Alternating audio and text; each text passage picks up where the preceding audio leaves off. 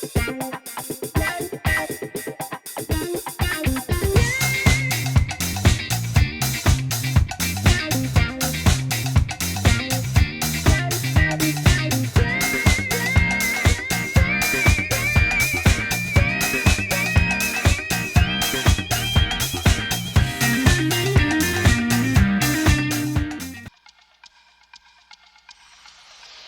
a criminal's worst nightmare. A cop who enjoys the danger. No guns, no jiu-jitsu, just bring him down. Do you really want to jump? Well, then that's fine with me. Come on. Wait, what do you mean? Wait a minute. What the... He was ready to retire. Now, he's gonna wish he had. Gun!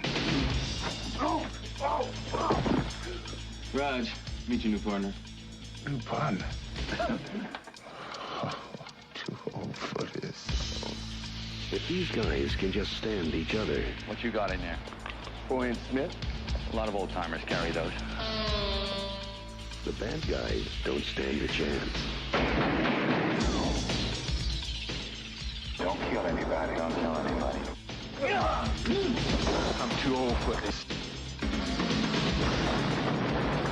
Are you as good as you say you are? Nobody can touch me. Suppose we better register you as a lethal weapon. You ever met anybody you didn't kill? Well, I haven't killed you yet.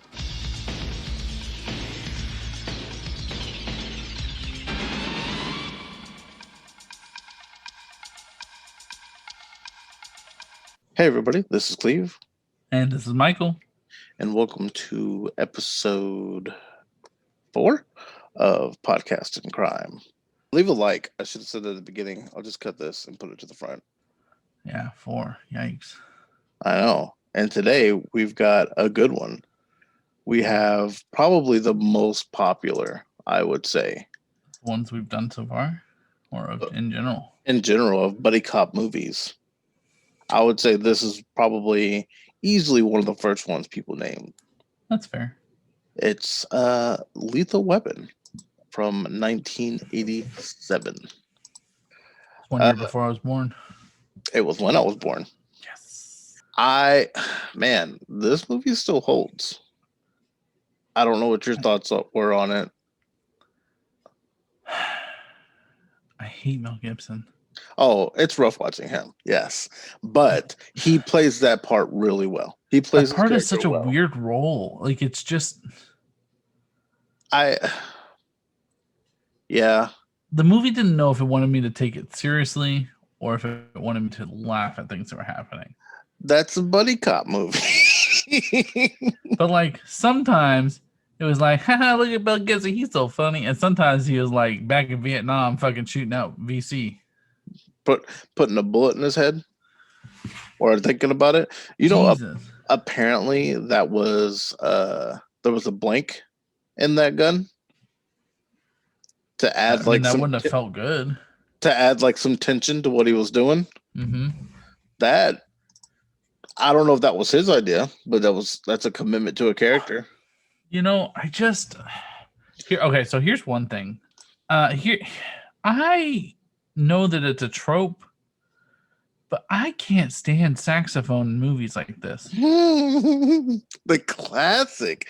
But it's so loud. But it's so much louder than everything else going around it. Like it was. It's like, hey, we're gonna go do this, and it was like, and I'm like, what the fuck? Like, where'd you come from? You know what it reminds me of is when I'm editing a video and I add like our theme music. Our theme music volume is so much higher than us talking. But and sometimes they show the saxophone player, and I just don't feel that the saxophone's the number one instrument that someone's playing on the street. It is for taking down baddies. It's the bottom of a paint barrel, a 5-gallon barrel. That's what people be playing. Also, this movie holds my Cleveland World record for fastest boob scene that was not porn. Fastest, immediately was like, hey, we could put some titties opening credits starting Mel Gibson boobs. Yeah. It's so weird. It's so random too, unnecessary boobs. To the point where I was like, was that Yeah. Was that just a naked woman laying there? Yeah, it was. Also, anytime I can combine Christmas and nudity, how are you not on board for it? I told Katie that I was watching Lethal Weapon, right? And she described a movie in which I am unfamiliar with, and I'm like, that's not Lethal Weapon 1 because I watched it, and that's not it. But maybe it's one of the other Lethal Weapons. But she described a bomb at a school, and they had to like determine the amount of liquid that was in a container to. And She's I'm like, talking about Die Hard 3. I'm like, I don't know. I'm like, I don't know. You know what? That makes so much more sense because I made fun of her. She was like, Samuel L. Jackson. I'm like, nah, like Danny Glover? And she goes, not Samuel L. Jackson? But that makes sense because he was in Die Hard 3. Okay, that makes so much more sense. Oh man. Great. I thought, well, she was like talking about a bus for a second. I'm like, you talking about Speed right now? Because like, oh man. Did you just mix up every movie that's ever existed with an explosion in it? That's great. That's a gem right there. Man, let me tell you. Yo, that's so funny. When you talked about the water, I immediately was on because I haven't seen Die Hard 3 in forever. The only scene I remember is when Bruce Willis walks up and down the street with the sign on him. It's coming up for us. Don't worry.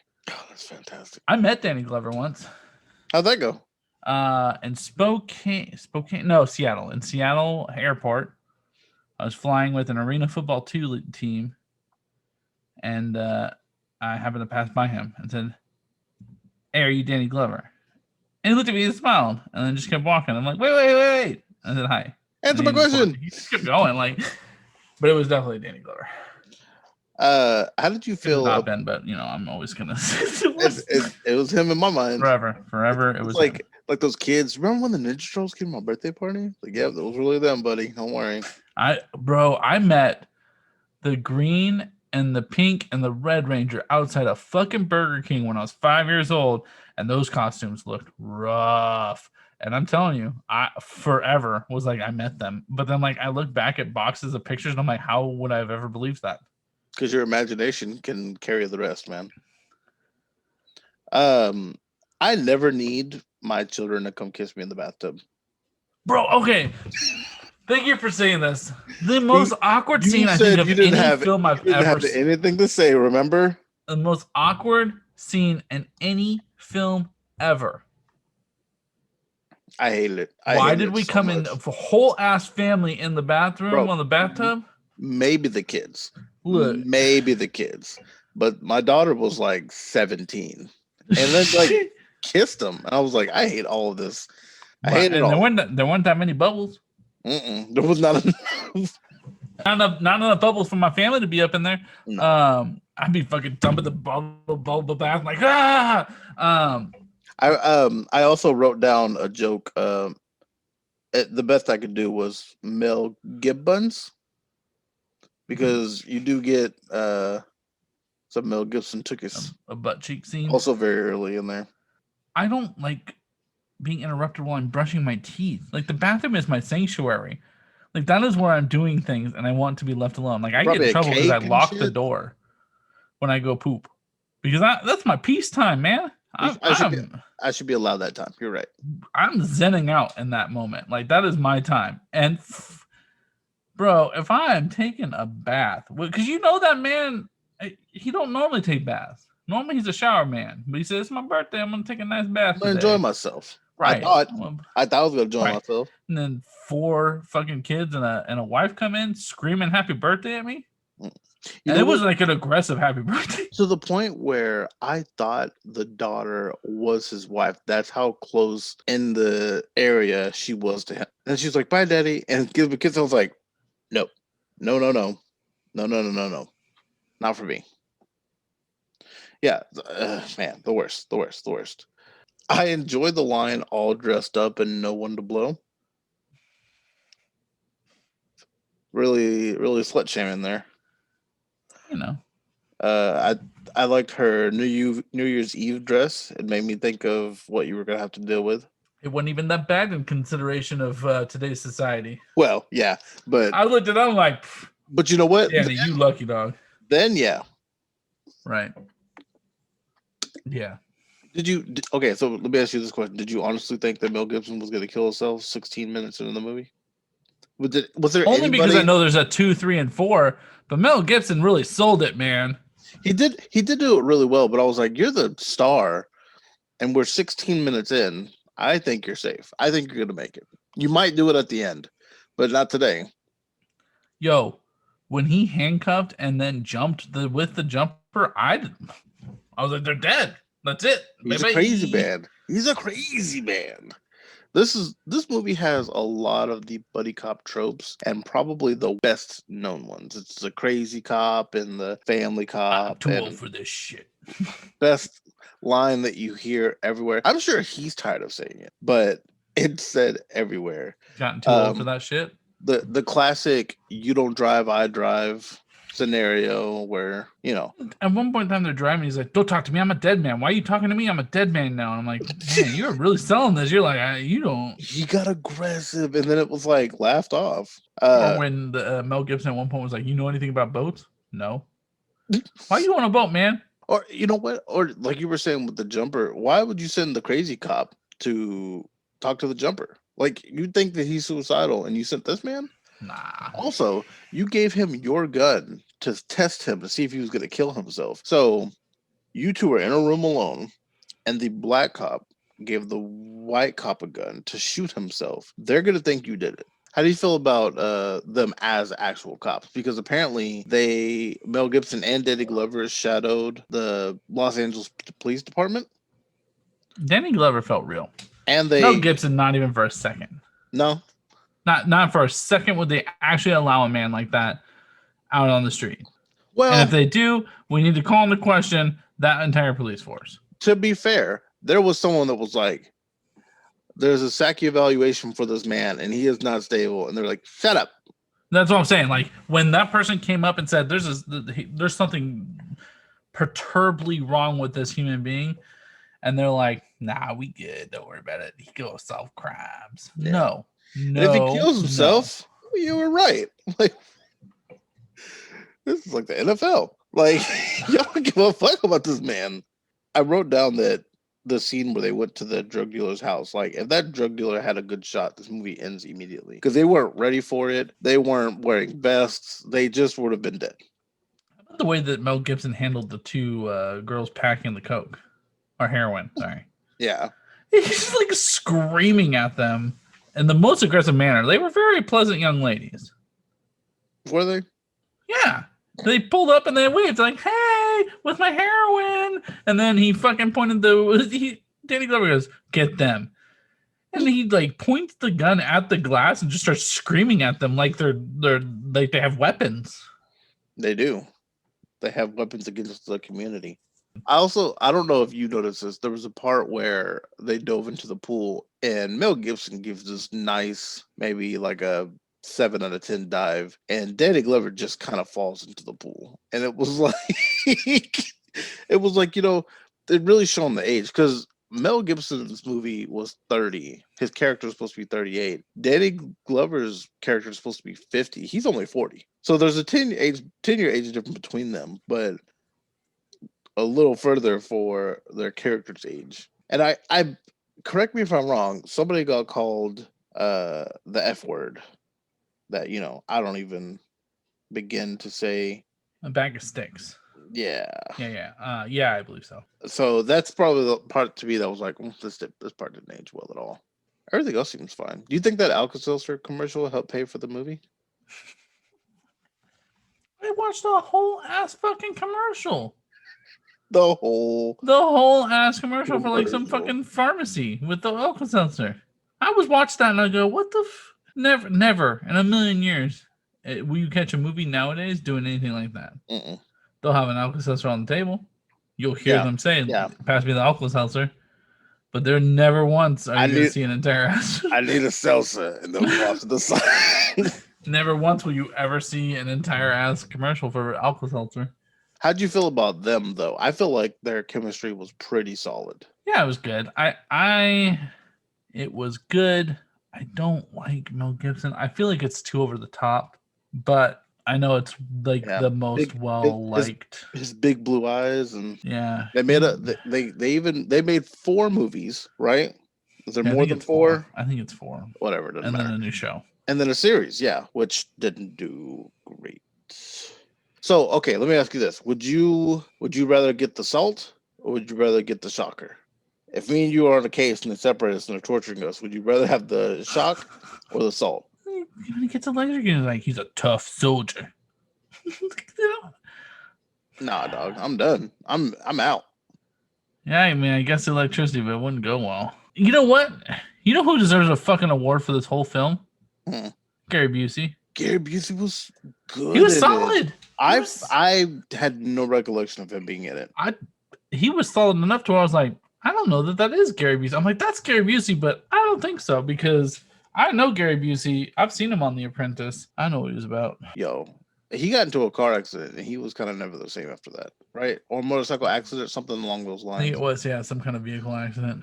Okay, so this movie has some of the best lines, I feel. Like, I'm getting too over this shit. Or when they have that bad boys for life scene where Riggs is like, we're going to get bloody on this one, Raj. It's like a real, like, we're about to throw down. When he's getting tortured and he's like, I guess we're going to... One of the things I think I say quite often, actually, and don't even think I remember this is where it came from, but when he's torturing me, he goes, here to tell us everything you know. We're going to be here all night. He goes, I guess we're going to be here for a long night because I don't know shit. But I was completely taken out of the movie when Riggs says to Raj, what did one shepherd say to the other shepherd? Let's get the flock out of here. And I was like, that is not good. I don't know if this was like off the cusp. I don't know if somebody actually wrote this line for someone, but I hated it. I hated it. I imagine Mel Gibson one time told it at a cocktail party and was like, it's going to kill, guys. Yeah. That's what it was. It was someone in charge said it, and everyone laughed, and they were like, oh, man, this must be a good joke. I'm going to start saying it to everybody. Can we admire how this movie respects the 1v1? You always respect the 1v1, man. Yo, who's getting fired? Because this can't be allowed. Raj was like, I take full responsibility for what's happening here. I'm like, dog, this is police brutality at its finest. You are letting this man whoop this other man's ass for respect? You trying to show who's in charge? Yeah, man. You find the toughest guy and you beat him up. I guess, but it just... No, like, nowhere can you go to your boss and go, look, I know it sounds crazy, but I let him duke it out because, they had history. No, you arrest this man. You already had him. It's done.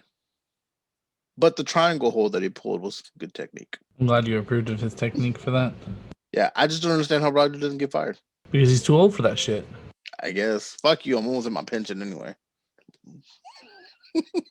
I'd like to think that if they threatened to fire Danny Glover, he would have just been like, you can't fire me, I'll retire. And then it would have been like, he was close to retirement. Did you remember that Danny Glover and Gary Busey are in Predator 2 together also? And Busey plays like another ex-military guy. And Busey is in that one, huh? I knew Danny Glover was. I forgot that Gary Busey was in fucking Predator 2.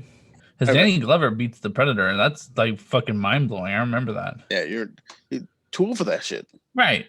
Arnold Schwarzenegger and an entire fucking team of elite commandos couldn't like barely fucking beat one. Danny Glover's out there whooping that ass. Okay, so there's an alternate opening and an alternate ending of these movies. I'm going to tell you what they are, and you tell me if you think they made the right choice on which one they cut. Does it have boobs in like the first 10 seconds? No, it doesn't. They made the right choice. Okay, so it's on their introduction of Riggs. It's the first time you see him. So he's drinking alone in the bar, and a couple of like thugs or what have you come up to him and ask for his money. Riggs says it's in the bank, and the thugs tell him not to fuck with him. They attack. Riggs takes him out easily. And he takes a free bottle of booze from the bar. And in exchange, he's never allowed to come back to the bar again. And that's how you're introduced to him, as opposed to like waking up in the trailer and being butt-ass naked. We did get Gibbons. So I think they were fine with the start that happened because Mel Gibson's character was already over the top. Like, you didn't need more. He had plenty of scenes to show he was crazy, man. He didn't need one more. The alternate ending is Riggs and Roger say goodbye to one another. Murtaugh, Roger's last name, tells Riggs that he's going to retire, and Riggs tells him not to. Yeah, it's just a teaser for number 2. Right. But I like that better than this, come eat my wife's terrible cooking. Yeah, I mean, it wasn't very nice. What an ongoing joke that was. Why is that a trope? Like, the 80s films, I feel like did that a lot. Even maybe early 90s too. Like, with the wife's cooking or mom's cooking was bad. So I feel like that's more 90s. But yeah, like, it's weird. Because I feel like mom's cooking's good. Yeah, I feel like that's what it was in the 80s. It was normal for the wife's cooking to be a standard. I enjoyed the joke that it wasn't good. Like, the fucking cat didn't want it and shit. I enjoyed when Danny Glover was outside. He goes, "Did you really think my wife's food was good?" And Mel gives it that smart, like, "Nah, nah, dog, she was bad. It was bad." Yeah, and that's what I'm talking about. They had I don't know how much was written, how much was just off the cusp or whatnot, but I feel like their chemistry was really good together. Yeah, no, I think they do a really good job. Enough to do it 4 more times or 3 more times, or I don't know. It doesn't matter. 2 more things. Yep. Lethal Weapon 5. Shut the fuck up. Roger Murtaugh was not written with any ethnicity in mind. Danny Glover was suggested the role by Marion Daughtry after she saw him in The Color Purple. Nice. Yeah, but it's nice to know that, because you could tell that you could flip flop either of these guys' races or genders, really, and that movie would not miss a beat. And you have a good character when you could just close your eyes and just anybody can play it. Yeah. There have been 4. There is talks and confirmation of a 5th. Don't you worry.